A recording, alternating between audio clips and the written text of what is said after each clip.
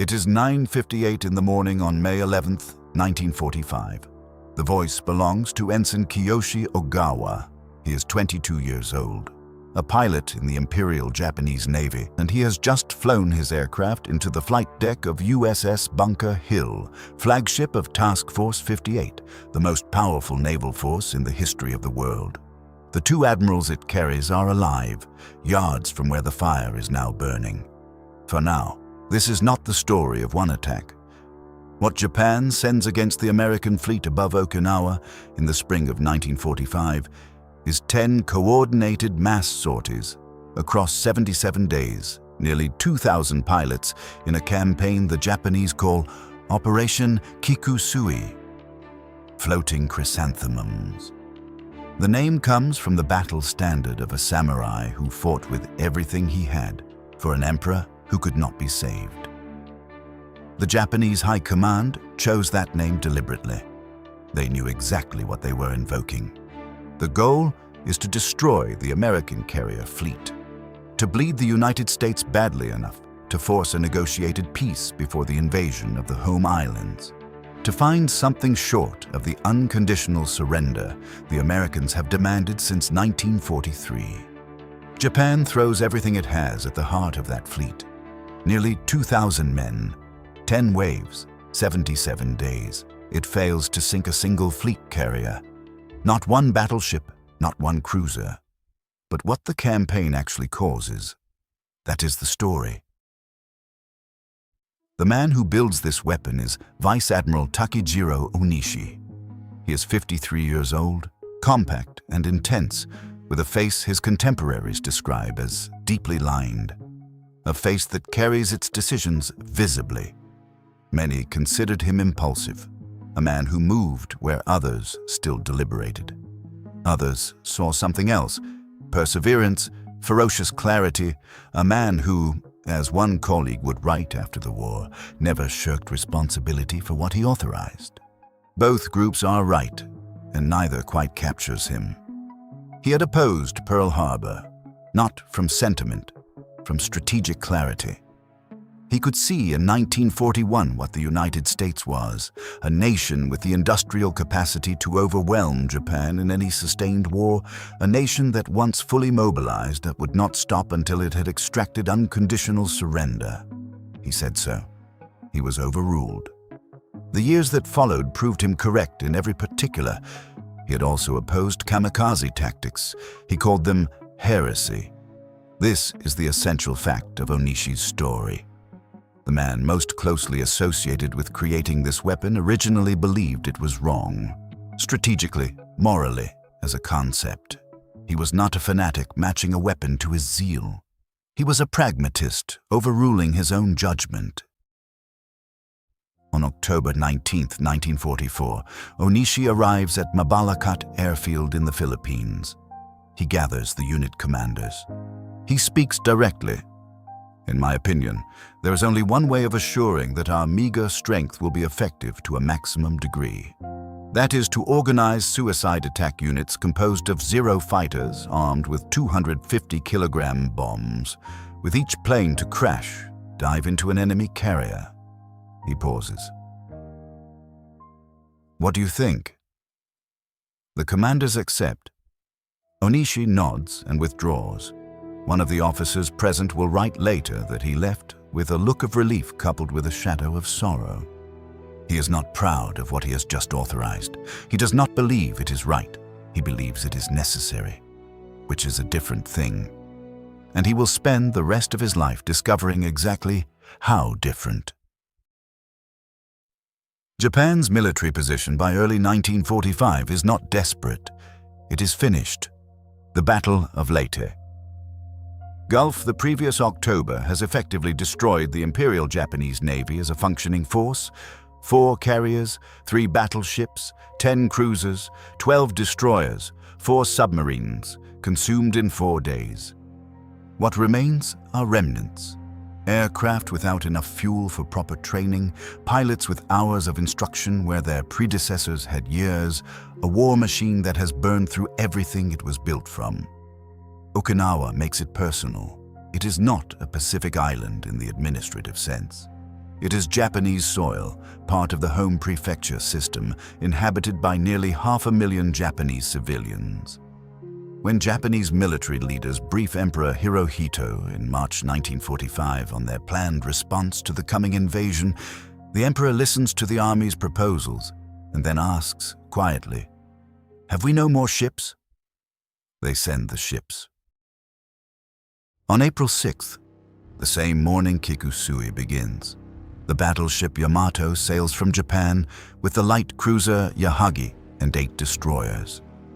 She is the largest battleship ever built, and she is sailing to die. Her fuel tanks hold enough for a one-way voyage. No air cover has been arranged because Japan has no air cover to provide. The crew knows what this is. They go anyway. 300 American carrier aircraft find her in the East China Sea. 11 torpedoes, 6 bomb hits. She goes down in 4 minutes when her magazines detonate. The explosion visible from 40 miles. Approximately 2,400 men go with her. Yamato is not a failure of planning. She is the point. She is the surface fleet's version of Kikusui compressed into a single mission, overwhelming sacrifice, wrong kind of heroism, the same arithmetic waiting at the end of every sortie. What Japan has decided in the spring of 1945 is that it will fight this way until the mathematics change. The mathematics will not change. Operation Kikusui. Number 1 launches on April 6, 1945. 695 aircraft, 355 of them designated kamikazes, carrying 550-pound bombs aimed at the flight decks and island structures of American carriers. The Americans know they are coming. U.S. code breakers have broken Japanese communications. Every fighter in the 5th Fleet is airborne before the first radar contact. Every fighter. And still, 180 kamikaze pilots get through. The radar picket destroyers take the first and worst of it. Positioned in a wide arc, 50 to 70 miles from the main fleet, they are the first ships the kamikazes find. The Bush and the Kolhoun are sunk. The Newcomb is struck by 4 kamikazes and reduced to a burning wreck. 39 dead, 67 wounded, still somehow afloat. The Emmons shoots down 7 planes before 3 more hit her in succession. A friendly destroyer finishes what remains of her. John Chapman is 21 years old, a first-class boatswain's mate and gun captain aboard Newcomb. He's watching something for which there is not yet a category. There was probably 45 planes in the air, he will say years later. You could be firing on the aircraft and they'd come right on, just keep coming right on through. And you'd see pieces flying off the planes and everything else, and they'd just keep right on a-coming.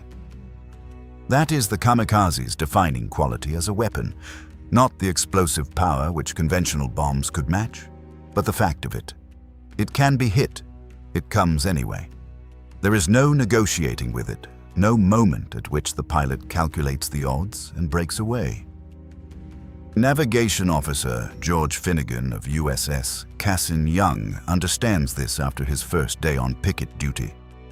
You were just living from one minute to the next because you knew they were coming in, but you weren't sure when.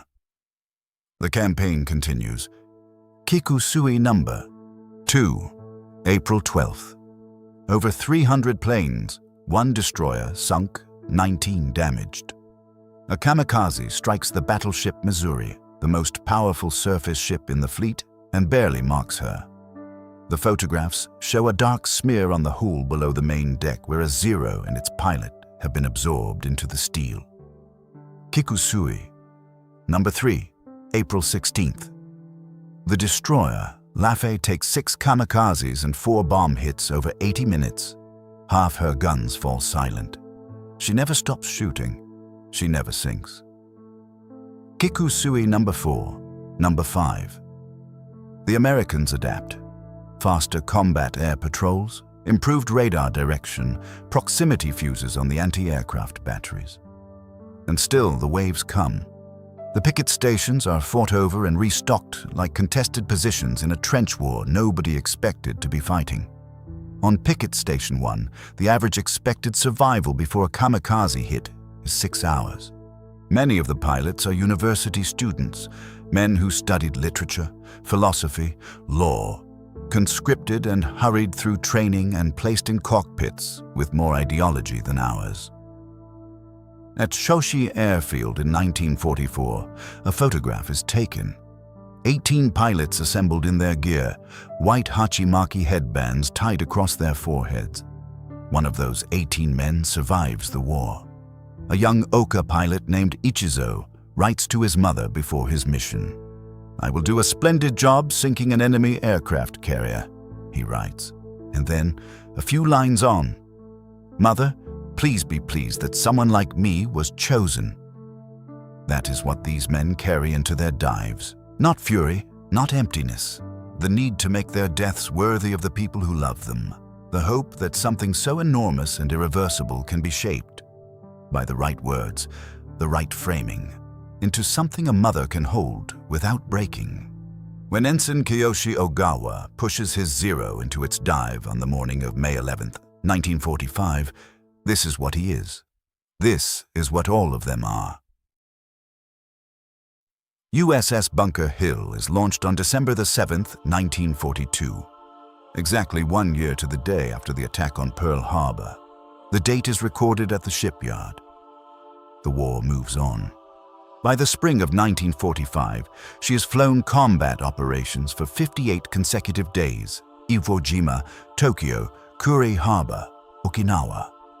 872 feet of steel, carrying nearly 3,400 men, and she is the flagship of Vice Admiral Mark Mitcher's Task Force 58. Mitcher is 57 years old, slight, weathered, quiet in a way that runs deeper than personality. He sits in his bridge chair facing aft, the famous long-billed cap tilted backward on his head, watching the wake of what his fleet has already done. His chief of staff, Commodore Arleigh Burke, is 43. The reputation from his destroyer commands in the Solomon Islands still intact, the man Mitcher chose for his ability to anticipate what a situation will demand before the situation announces itself. Both men are aboard Bunker Hill when the morning of May 11th begins clear and partly clouded. The fleet spread across the waters off Okinawa in its routine configuration. Lieutenant Junior Grade Seizo Yasunori emerges from low cloud cover on Bunker Hill's starboard quarter. He has led his flight into the clouds to evade American fighters and found his way through. He drops a 550-pound bomb that pierces the flight deck, exits through the hull, and detonates in the ocean beyond. His Zero crashes into 34 parked aircraft loaded for combat. Planes full of fuel, planes carrying ordnance, and fire rises from the carrier's deck in a column visible across the entire fleet. Not 30 seconds later, Ogawa, the correspondent Phelps Adams of the New York Sun, is aboard Bunker Hill on this morning, and he watches. Before general quarters could be sounded, and before half a dozen shots could be fired, the first kamikaze had dropped his 550-pound bomb and plunged squarely into the midst of the 34 waiting planes on the carrier's flight deck in a shower of burning gasoline. That is Yasunori. What arrives 30 seconds later, while the deck is still erupting, while the anti-aircraft crews are still reorienting, is Ogawa. His 550-pound bomb detonates on the hangar deck below. The ready rooms of Air Group 84 are directly underneath. The wing of his Zero passes through the flag office. 3 of Mitcher's staff officers are killed there. 11 enlisted men. Ogawa had aimed for the island structure, for Mitcher himself. He misses by yards. Mitcher is alive. Burke is alive. 396 others are not. Deep in the ship, Commander Joseph Carmichael and 500 men in the engine rooms keep the boilers running. 99 of them are killed or wounded in the hours that follow. They do not abandon their stations. The ship needs power, and they give it until they cannot. Commander Howell Dyson, the executive officer, takes serious wounds in the first strike. He organizes firefighting parties anyway and leads them until he collapses. The cruiser Wilkes Barre comes alongside to help. She holds position close enough that the paint on her own hull blisters from the heat. A survivor named Everett Landman watches from Bunker Hill's deck. We tried to help the wounded, but we couldn't help them all. A third Zero makes its dive on the crippled carrier. A gun crew, their ship burning around them, smoke everywhere, men dead at nearby stations, shoots it down. The worst of the fire is contained at 15:30, 5.5 hours after Ogawa. Mitchell transfers command by visual signal, crosses by Breach's buoy to a destroyer, and is taken to his new flagship, USS Enterprise. When he steps aboard, an eyewitness reports that he looks tired and old and just plain mad. The next morning, Air Group 84 enters the ruined ready rooms. Many of the men who died of smoke inhalation are found jammed against the hatchways, the direction they had gone when the air failed them. The bodies are brought up. One of the longest burials at sea in the history of the United States Navy begins on May 12, 1945, on a carrier that is still, on paper, operational. The American public does not know any of it. The Navy has suppressed the news. 6 weeks pass before wartime censorship is lifted and a front-page headline runs, "Now it can be told." The date is June 27, 1945. 5 weeks later, the atomic bomb falls on Hiroshima. When Japan tallies its results at war's end, the accounting looks decisive. 81 ships sunk, 195 damaged, 6 carriers, 10 battleships. By their own figures, Kikusui has broken the American fleet. The actual count is 34 ships sunk, most of them destroyers on picket duty. No fleet carriers, no battleships, no cruisers. 3 large carriers, Franklin, Bunker Hill, Enterprise, rendered unfit for combat and rotated home. None sunk. By 1945, the American Navy is large enough that it can absorb those losses without reducing its operational tempo by a sortie. Japan expended more aircraft striking those 3 carriers than the United States lost in the entire Battle of Midway. Franklin lost 59 planes, Bunker Hill 78, Enterprise 25. The arithmetic is unambiguous. When Kamikazes struck the armored flight decks of British carriers, the standard damage report came back. Dent in flight deck, sweeping up. The American Essex-class carriers had unarmored decks, designed for offensive capacity, not survivability. And that engineering decision, made years before anyone had heard the word kamikaze, was part of what killed 396 men on May 11, 1945. The thing that kills you was decided long before it arrived. But there is a longer consequence, and it does not appear in any damage report. At the time of Japan's surrender, the home islands hold more than 9,000 aircraft. More than 5,000 have already been specially fitted for suicide attack, waiting for the Allied invasion projected for November 1945. American planners looking at Okinawa, at 6 hours on Picket Station 1, at Bunker Hill's smoke column, at 80 minutes of the Laffey, are trying to project what an invasion of Japan will cost. The numbers, in Allied casualties alone, are in the hundreds of thousands. The Japanese figures, for a society that has demonstrated it will fight this way, are beyond reliable calculation. The kamikaze campaign did not break the American fleet, but it showed American planners, concretely and without ambiguity, what invasion would look like. That demonstration was, by American account, a factor in the decision to use nuclear weapons. The kamikazes, who could not sink a carrier, helped cause Hiroshima. The battle for Okinawa ends on June 22, 1945. Hiroshima, August 6th. Nagasaki, August 9th. On August 15th, the Emperor speaks. Vice Admiral Matomi Ugaki hears the broadcast. He is one of the operational architects of Kikusui, the man who directed the waves from Kyushu. He listens to the Emperor's voice, changes into his flight suit, and drives to the airfield. He boards an aircraft. He leads 3 planes southwest toward Okinawa. His body is never found. Arleigh Burke serves as Chief of Naval Operations from 1955 to 1961, 3 consecutive terms, the longest tenure in that office in the history of the United States Navy. The principal surface combatant of the Navy today bears his name. Mark Mitcher is promoted to full admiral after the war. He dies in February 1947, aged 60, of heart failure. Those around him believe the campaign consumed him, not in a single moment, but across 77 days, wave by wave, one flagship taken from under him, then another, the fires and the funerals at sea, and the knowledge of what each wave was costing and would still cost. He is buried at Arlington National Cemetery. Bunker Hill is repaired and decommissioned in 1947. She is never recommissioned. One of only 2 Essex-class carriers never to fight again, she's sold for scrapping in 1973. The 43 men aboard her, who were never found, remain where the Pacific has kept them. On August 16, 1945, the day after the Emperor's broadcast, the day the Kamikazes stop, Takejiro Onishi commits seppuku in his quarters. He refuses a kaishakunin.